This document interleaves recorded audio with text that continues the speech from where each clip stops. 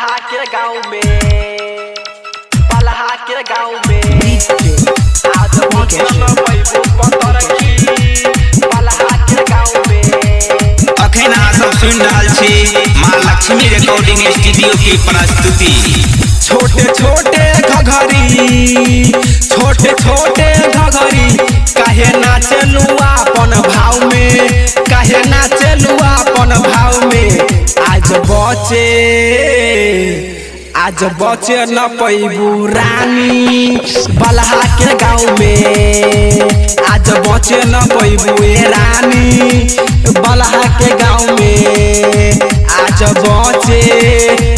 बचे न पैबू रानी बलहा के गाँव में, बलहा के गाँव में, बलहा के गाँव में।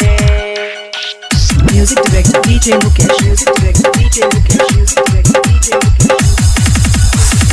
आज बचे न पैबू पतर की बलहा के गाँव में, बलहा के गाँव में।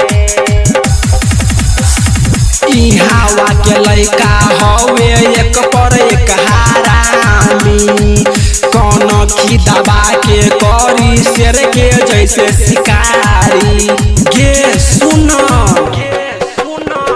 ई हवा के लइका हवे एक पर एक हरामी, कौन की दबा के करी शेर के जैसे शिकारी।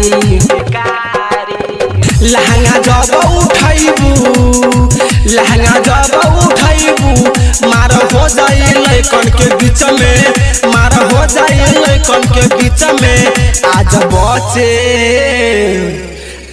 बचे न पैबू रानी बलहा के गाँव में, आज बचे न पैबू सबर की बलहा के गाँव में।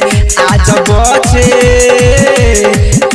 बचे न पैबू रानी बलहा के गाँव में, बलहा के गाँव में, बलहा के गाँव में।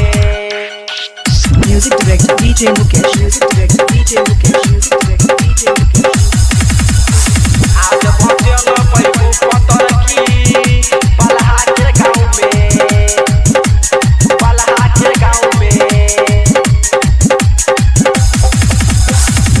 अनी सपरेली चढ़ के तोर दी तोहर सील रे, लालू अकेला के छीन ले बारू दिल रे। मान जाना तो लगरिए देहब। अनी सपरेली चढ़ के तोर दी तोर सील रे, लालू अकेला के छीन ले बारू दिल रे।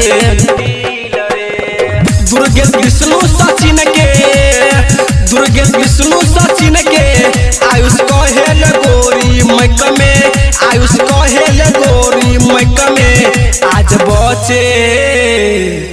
आज बचे न पैबू डार्लिंग बलहा के गाँव में, आज बचे न पैबू पतर की बलहा के गाँव में।